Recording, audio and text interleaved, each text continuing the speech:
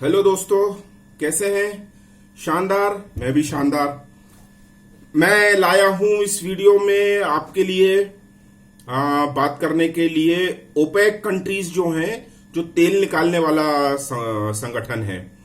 वो तेल निकालने वाले संगठन में एक प्लेयर सऊदी अरेबिया है और दूसरा प्लेयर ईरान है,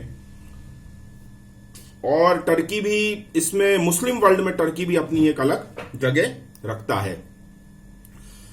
तो यहां अपने पाकिस्तान की खटपट ये हो गई है कि पाकिस्तान को पहले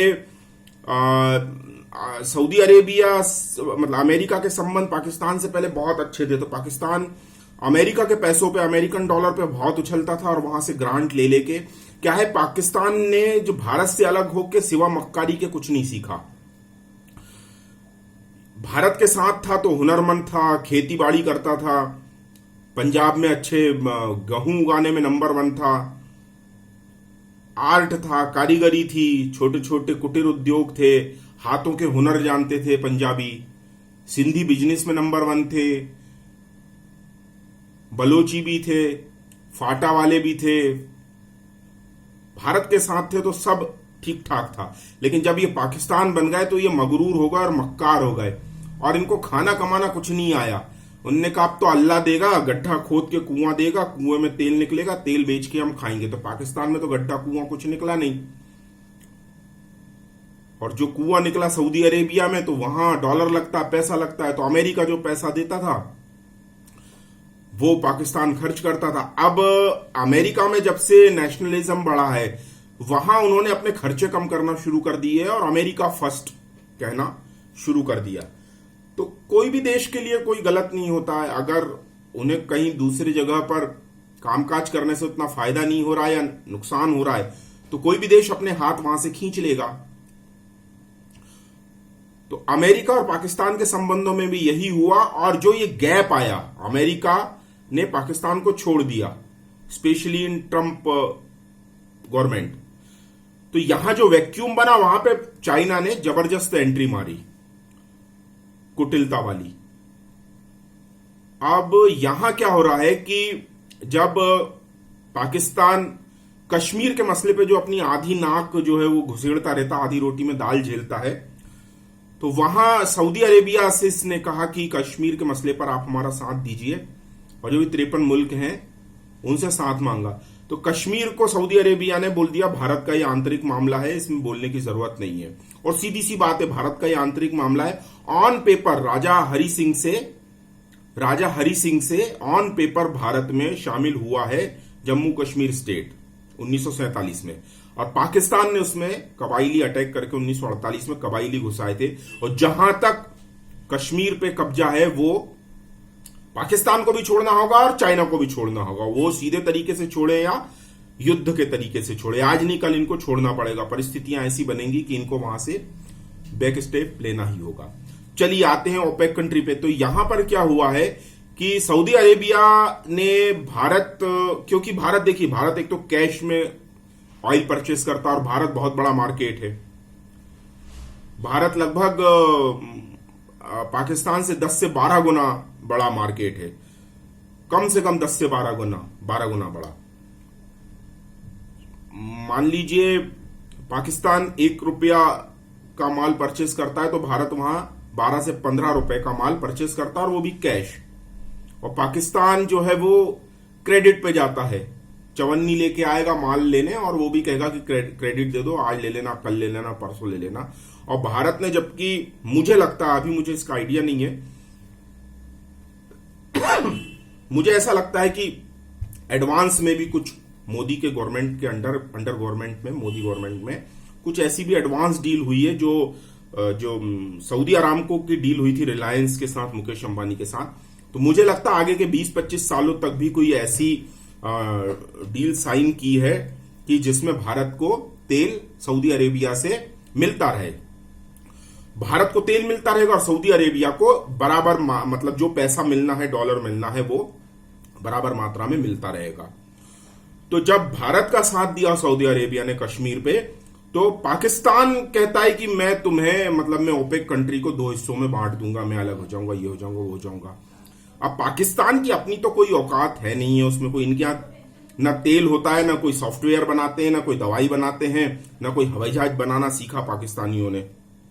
कुछ आता जाता तो है नहीं है, सिवा भारत की बाउंड्री पार करके घुसने में इनको महारत है, और बम बम अपने बॉडी पे बम बांध के फोड़ने में महारत हासिल है। तो अब यहां से जब चाइना ने, जो पका हुआ आम गिर रहा था, तो चाइना ने उसको सपोर्ट कर लिया। जो पेमेंट इनको देनी थी वहां पर सऊदी अरेबिया ने, चाइना ने वो पेमेंट दे दी, और उसके बदले में अब पता नहीं क्या लिया है क्या नहीं लिया है, कौन सी डील साइन करवाई है बॉर्डर इनिशिएटिव की या वो सीपेक की, जो भी कराया है वो बाद में आएगा। तो यहां पर क्या सिनेरियो बन रहा है दोस्तों, कि अगर ये कोल्ड वॉर की सिनेरियो बनता है, कोल्ड वॉर की स्थिति बनती है, जैसी कि रशिया जो उस समय यूएसएसआर था, सोशलिस्ट था, और अमेरिका डेमोक्रेटिक था, कैपिटलिज्म, यानी दो लोगों की लड़ाई थी। अमेरिका रशिया आज का यदि देखें तो यूएसएसआर था, कैपिटलिज्म और सोशलिज्म की अपनी लड़ाई थी। कई दशकों के संघर्ष के बाद ऊपर मारकाट नहीं हुई, लेकिन अंदर पे बहुत मारकाट हुई, युद्ध नहीं हुआ, इकोनॉमिकली फाइट होती है कोल्ड वॉर में। तो उसमें कैपिटलिज्म जीत गया, अमेरिका जीता, और यूएसएसआर से 5 देश जो मैंने बताया था उसमें कजाकिस्तान वगैरह, मिडिल ईस्ट के 5 देश अलग हो गए, बड़ा पार्ट अलग हो गया था। तो यहां से अब मैं थोड़ा सा घूम गया, ज्यादा हो गया लेक्चर। तो यहां से अब जो स्थिति आ रही है, वापस से अपन आते पाकिस्तान की तरफ, यहां से अब जो स्थिति आ रही है कि जो वॉर, कोल्ड वॉर यूएस और यूएसएसआर की हुई थी, वही सिनेरियो बन रहा है अब यूएस और चाइना में। तो यदि हम देखें कि सऊदी अरेबिया अगर यूएस के पाले में गया है, तो पाकिस्तान जो है वो चाइना के पाले में गया है। अच्छा, इसके बाद ईरान की अमेरिका से नहीं बनती है, तो ईरान चाइना को सपोर्ट करेगा, क्योंकि अमेरिका ने बहुत से सैंक्शंस लगा के रख दिए। और वहां से टर्की जो कैलिफेट मूवमेंट चलाया है और अपने आप को मुस्लिम वर्ल्ड का बादशाह समझता है, खलीफा समझता है, तो वो चाइना को सपोर्ट करेगा अमेरिका के खिलाफ। ठीक है। वहां से एक देश है अर्मेनिया क्रिश्चियन देश है, उसके आसपास मुस्लिम वर्ल्ड है, अजरबैजान। तो अजरबैजान टर्की के फेवर में जाएगा, और अर्मेनिया को सपोर्ट करता है रशिया। तो यहां मैं ये कहना चाह रहा हूं कि रशिया ना चाहते हुए भी अमेरिका के खेमे में आएगा और उसको आना पड़ेगा। तो यहां से एक जो देखो, चाइना ने लद्दाख में जो कैप्चर करके रखा है भारत का हिस्सा सॉरी, वहां से रोड निकाल ली है, और पाकिस्तान से टच होते हुए उधर से ये चाहेगा कि अफगानिस्तान या उधर ईरान से निकालते हुए टर्की तक, मिडल ईस्ट तक ले जाए, टर्की तक लेके जाए रोड। तो ये 4 देश अगर हम देखें तो एक तरफ आ रहे हैं, और दूसरी तरफ अगर हम देखें तो अमेरिका के साथ, यानी ये दिखने में ये लड़ाई भारत की बॉर्डर पे चाइना और भारत की है, लेकिन असल में ये कोल्ड वॉर दशक भर पहले से शुरू हो चुका है अमेरिका और चाइना के बीच में। चूंकि अमेरिका सीधे सीधे तौर पे इकोनॉमिक पावर चाइना के सामने नहीं आना चाहता था, लेकिन जैसे ही भारत ने गलवान वैली में और उसके डोकलाम, पहले डोकलाम स्टैंड ऑफ हुआ, फिर गलवान में हुआ, गलवान में 20 भारत के सिपाही, बिहार रेजिमेंट के सिपाही शहीद हुए, और बदले में अपुष्ट सूत्र बताते हैं 100 चाइनीज सिपाहियों की गर्दनें तोड़ दी गई, कहीं रीढ़ की हड्डी तक तोड़ दी गई। इतनी बुरी तरह मारा भारत की सिपाहियों ने, बिहार रेजिमेंट और सिख रेजिमेंट ने। तो यहां से जो भारत ने वहां पे खड़े होकर जो बिल्कुल जम के जो जवाब दिया, सारी दुनिया जो चाइना के खिलाफ हो गई थी कोरोना काल में, वो बिल्कुल भारत के साथ लामबंद होती हुई नजर आ रही है। ऑस्ट्रेलिया भी एक समय पर चाइना के अगेंस्ट क्वाड कंट्रीज में नहीं आना चाहता था। क्वाड कंट्रीज 4 लोगों का समूह है, अमेरिका, जापान, भारत और ऑस्ट्रेलिया, जो चाइना को साउथ चाइना सी में पैसिफिक रीजन में काउंटर करने के लिए 4 देश आए। तो जापान, अमेरिका और भारत तो सीधे तौर पे साथ आते थे, लेकिन ऑस्ट्रेलिया थोड़ा सा चाइना से बिजनेस डील होने की वजह से एकदम सामने नहीं आता था। लेकिन जब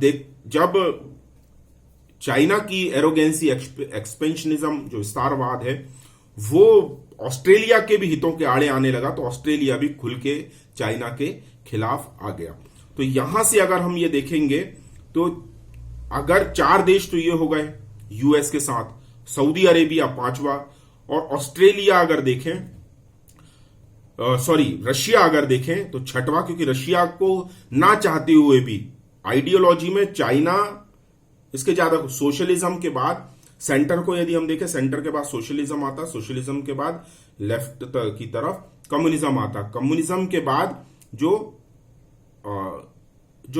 लास्ट जो वो होती है लेफ्टिस्ट के बाद, वो होती है तानाशाही, जो चाइना में है।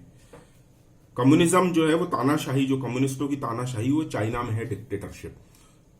तो इस आइडियोलॉजी के लिए रशिया रहेगा जरूर, दिखेगा जरूर अमेरिका के अपोजिट, लेकिन यदि वॉर की स्थिति होती है, युद्ध की स्थिति आती है, तो अमेरिका को चाइना का खेमा छोड़ के रशिया को चाइना का खेमा छोड़ के अमेरिका के खेमे में, यानी भारत के साथ जो पुराना दोस्त है, वहां आना ही होगा।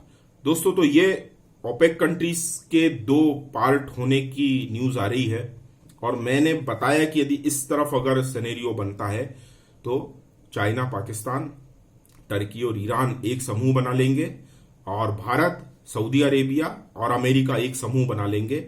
इसमें रशिया अमेरिका के ग्रुप को, यानी भारत के साथ ही आना पसंद करे, क्योंकि उसको आना ही पड़ेगा। सेकेंड वर्ल्ड वॉर में भी यही कहानी हुई थी, रशिया को अमेरिका के पक्ष में ही युद्ध लड़ना पड़ा था। ठीक है दोस्तों, तो आज के लिए इतना ही काफी है। सपोर्ट करें, हमें प्रोत्साहित करें, सब्सक्राइब करें, दोस्तों से भी कराएं, खूब सारे कमेंट करें, ताकि यूट्यूब चैनल हमारा दिखे। काफी मेहनत लगती है दोस्तों कंटेंट बनाने में, इसलिए जो लोग हमें सपोर्ट करना चाहते हैं, फाइनेंशियली सपोर्ट करना चाहते हैं, वो नीचे लिंक दी है यूट्यूब में, उसमें जाके हमें सपोर्ट कर सकते हैं। Thank you very much. Bharat माता की जय। जय हिंद।